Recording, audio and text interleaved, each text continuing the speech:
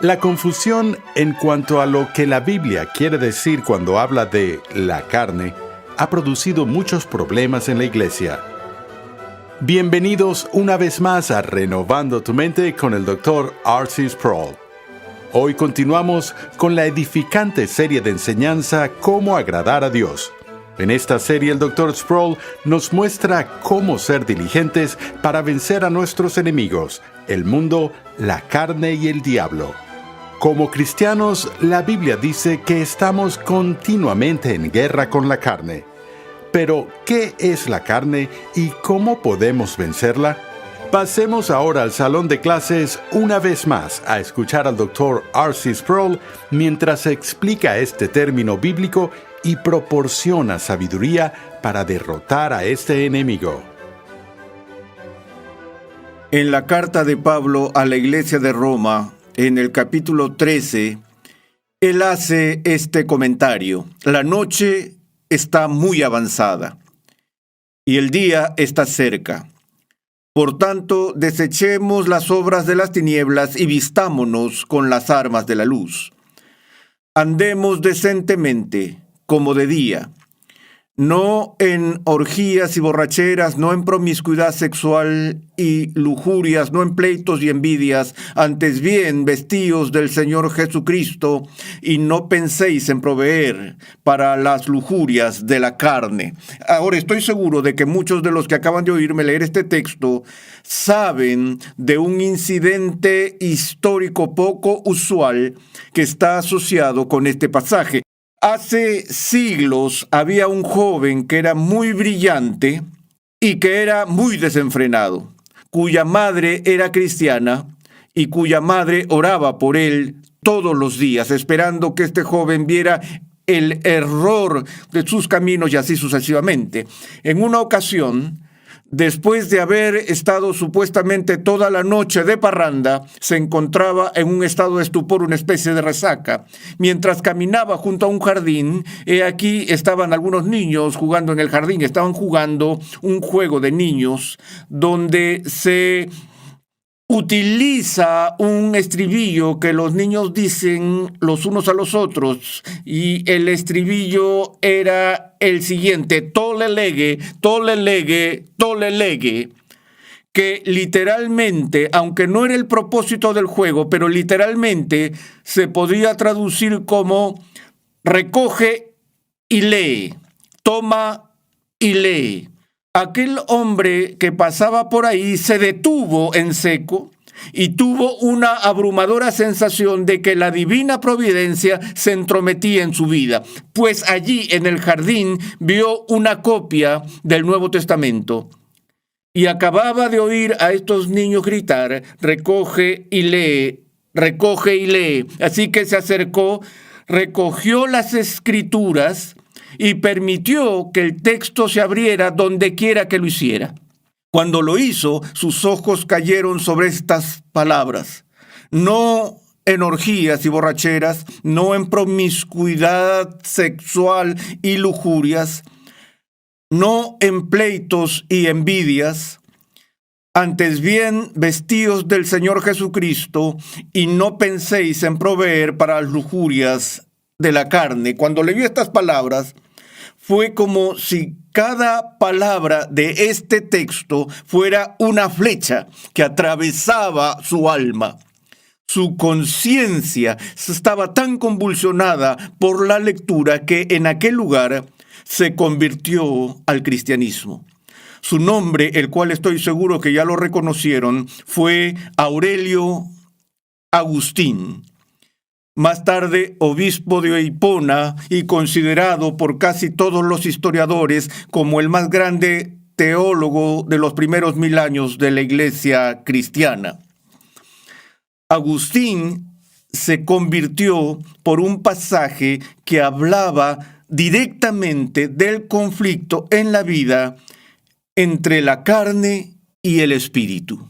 Recuerdo que hace unos años, Rod Serling, el creador de La Dimensión Desconocida, entró en una relación comercial con Bennett Cerf y un grupo de otros hombres quienes estaban tratando de encontrar maneras de descubrir nuevos talentos en el mundo literario.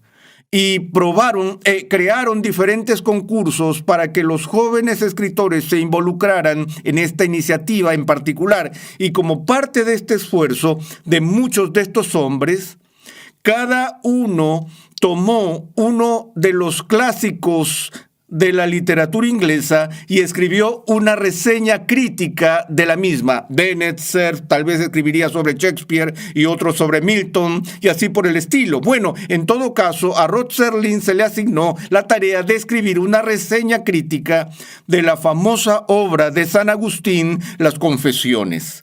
Por cierto, ¿cuántos de ustedes han leído alguna vez Las Confesiones de San Agustín? Bien, ese es un número muy pequeño en este grupo, y si el número es el mismo en la televisión, permítanme amonestarles ahora mismo y decirles esto. Lo que mi madre solía decir en una situación como esta es que ella tomaba un dedo de esta mano y un dedo de esta mano, y ella los juntaba de esta manera y decía: debería darte vergüenza. Ahora escuchen, si has sido cristiano durante un año y no has leído Las Confesiones de San Agustín, debería darte vergüenza. Ese es un clásico al que necesitamos estar expuestos. Ahora, aquí tenemos a Rod Serling, quien leyó el libro y dijo, en su evaluación, hizo comentarios críticos y sarcásticos de que a su juicio, este libro era uno de los libros más sobrevalorados en la historia de la literatura occidental.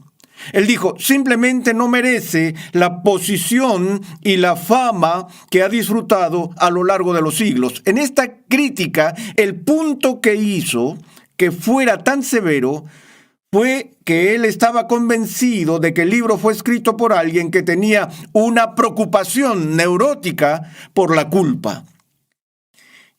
Y llamó la atención sobre un pasaje en Las Confesiones que ilustraría su convicción de que Agustín tenía esa preocupación neurótica y adolescente por la culpa. Se refiere a la historia cuando Agustín recordó, ya anciano, las cosas que había hecho en su vida de las que estaba más avergonzado.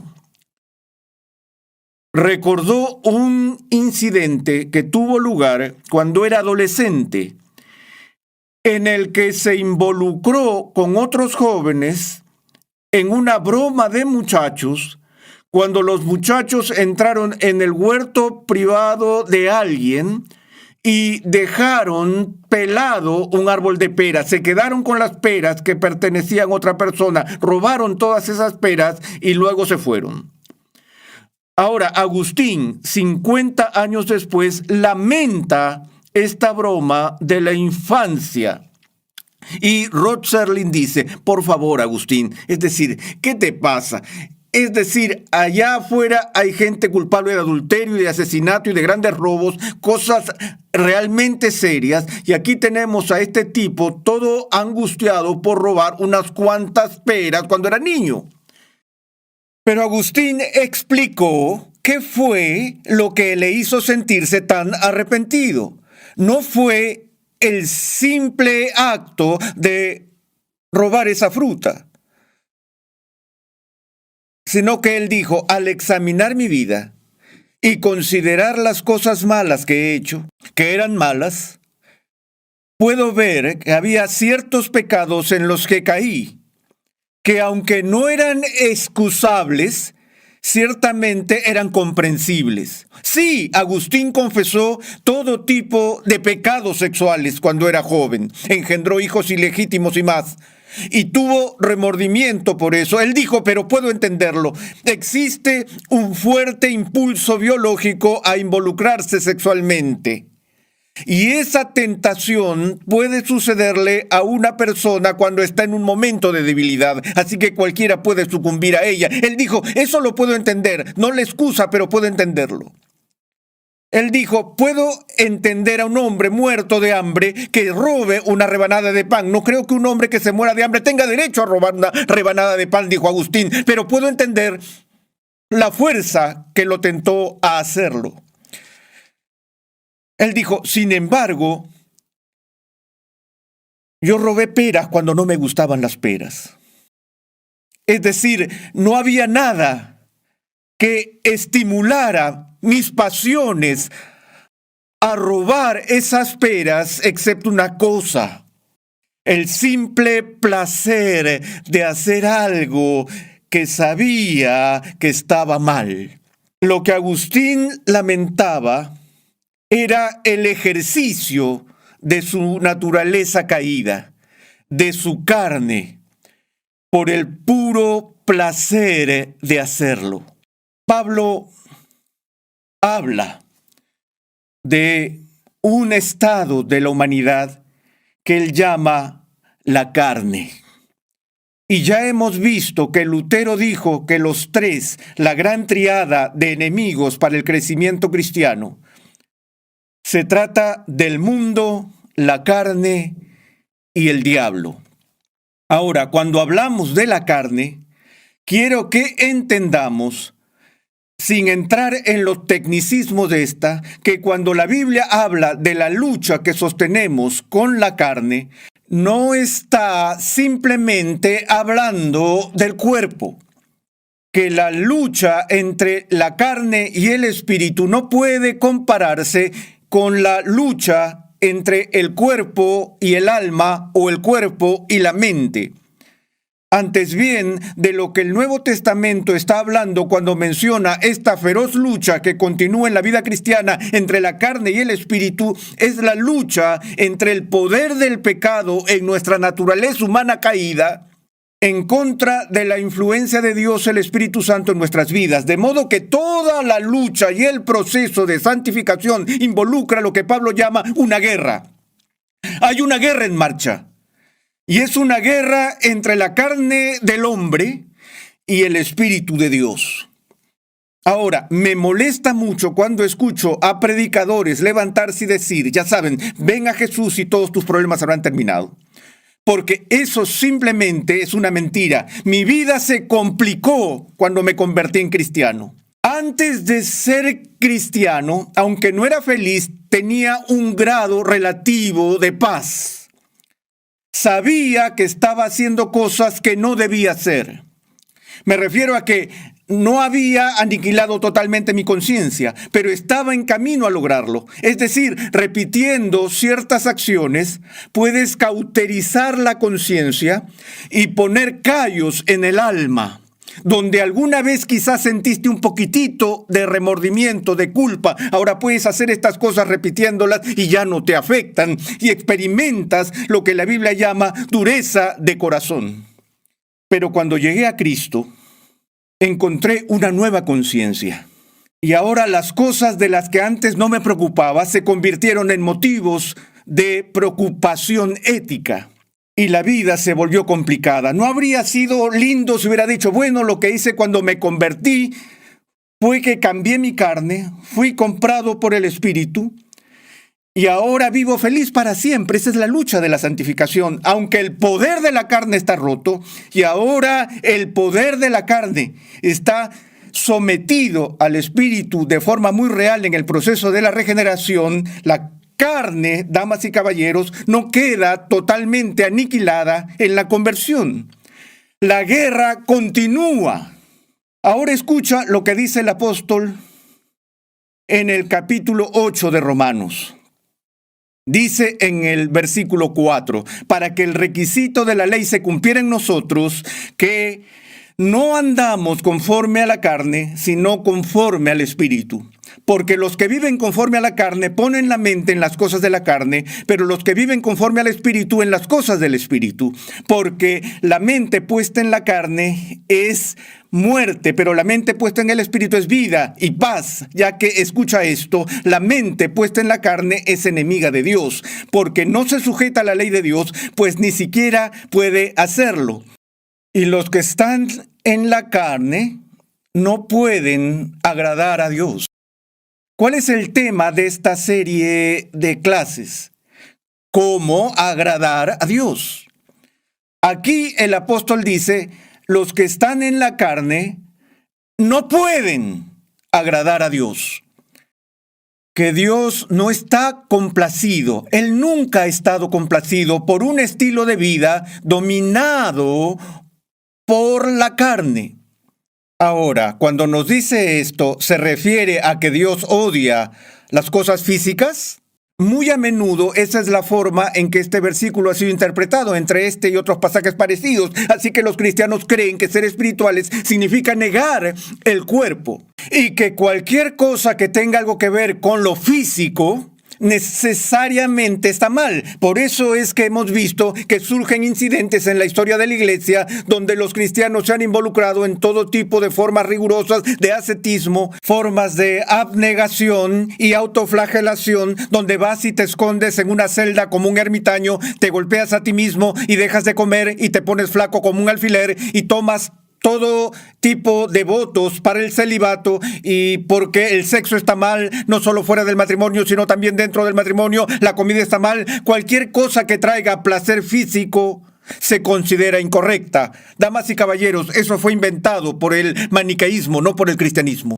La primera afirmación del Dios que hizo el mundo físico, ¿cuál fue? Él mira ese orden físico y dice, eso es bueno.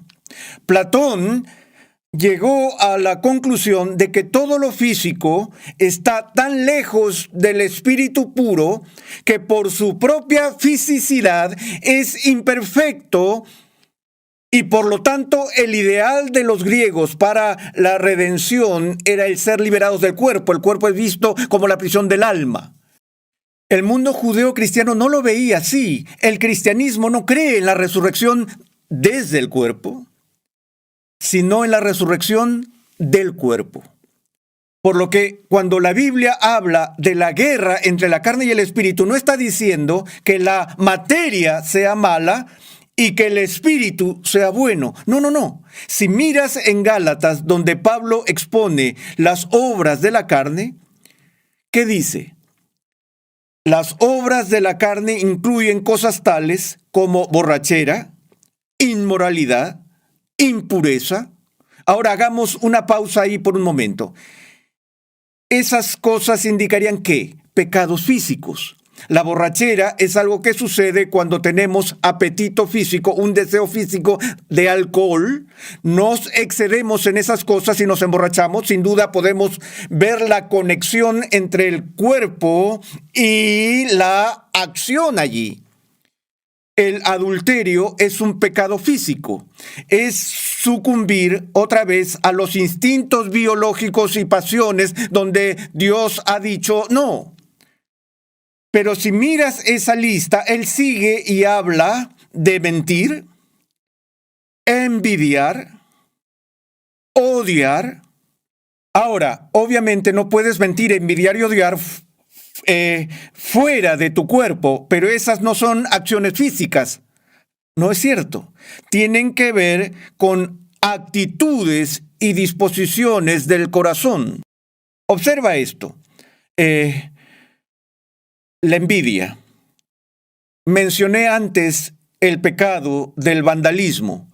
¿Por qué crees que ocurre el vandalismo? El vandalismo es simplemente la acción externa de la envidia interna.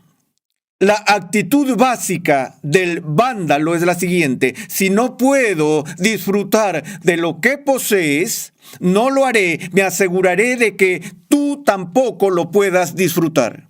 No lo roba solo para sí mismo, sino que lo destruye para que nadie más pueda disfrutarlo. En un sentido, esto es incluso peor que el robo en sí mismo, porque surge de un espíritu de envidia hacia las pertenencias de otras personas. ¿Tienes idea de qué tan destructiva, por ejemplo, es la envidia para las relaciones humanas? ¿De cuántas formas las personas infringen la ley por estar motivadas por la envidia? ¿Cuántas veces te han calumniado o has sido atacado injustamente debido a la envidia de alguien? ¿Alguna vez te preguntaste por qué Dios, en su orden de prioridades, Dios pone la envidia en los primeros 10 puestos de la ley? No codiciarás. El Nuevo Testamento nos enseña que si alguien más recibe un beneficio, Algo bueno le sucede. Se supone que debemos alegrarnos de su buena fortuna, en lugar de alegrarnos por su caída. Hay una expresión cínica en el golf. No me gusta, pero dice así: cada tiro de golf hace feliz a alguien. Cada tiro de golf hace feliz a alguien. Si alguien manda la bola al agua, no lo hace feliz a él, pero ciertamente se hace feliz a su oponente. Lo que me gusta ver en un torneo de golf es cuando todo el mundo está animando a los demás participantes para que todos jueguen lo mejor posible y lograr que alguien gane en vez de que alguien pierda. Hay una diferencia, porque no estás deseando que a la otra persona le vaya mal. Eso es lo que hacemos cuando caemos en la envidia. Así que a lo que trato de llegar es esto, que la carne se refiere a la antigua naturaleza caída. En el tiempo que queda les hago esta pregunta. La Biblia dice que la mente puesta en la carne es muerte, pero la mente puesta en el Espíritu es vida y paz, ya que la mente puesta en la carne es enemiga de Dios. Pablo sigue: vosotros no estáis en la carne, sino en el Espíritu. Pero aquí está el problema. Pueden estar en el Espíritu, damas y caballeros, pero todavía mienten. Y tienen envidias.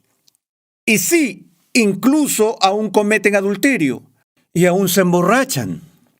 En otras palabras, seguimos realizando las obras de la carne a pesar de que estamos en el Espíritu. Ahora sé que hay algunos que dicen: o estás en la carne o estás en el Espíritu, que no puedes ser un cristiano carnal. Ahora, cuando Bill Bright dice esto, lo hace de forma muy pastoral. Él dice a la gente: mira, tienes estas cosas que te influencian, tienes esta guerra que está delante tuyo. ¿Quién va a estar en el trono? ¿Quién va a ser el vencedor? ¿Vas a vivir en dependencia del Espíritu Santo o vas a complacer a la carne por el resto de tu vida? Él está hablando de una vida llena del Espíritu, que hace un énfasis a nivel espiritual en lugar de darle más espacio a la carne. Pero algunas personas han creado a partir de eso y de otros las teorías de que hay diferentes tipos de cristianos. Un cristiano carnal que no tiene el Espíritu de Dios y un cristiano espiritual que ya no es carnal. Damas y caballeros, cualquiera que no tenga el Espíritu de Cristo no es un cristiano carnal, es un no cristiano carnal. ¿De acuerdo? Así que, en ese sentido, un cristiano carnal es una contradicción de términos. Si una persona es solo carne, lo que el Nuevo Testamento llama carne, sin el Espíritu Santo viviendo en él, entonces está fuera del reino de Dios. No tiene cómo agradar a Dios. Sin embargo, si una persona tiene el Espíritu Santo viviendo en él, esa persona puede hacer cosas carnales. Esa persona aún puede luchar con su carne, pero es una persona espiritual. Ahora, se convierte en un asunto de grado, de cuánto estamos dispuestos a someternos al Espíritu Santo. La persona que agrada a Dios es una persona que busca el fruto del Espíritu en su vida.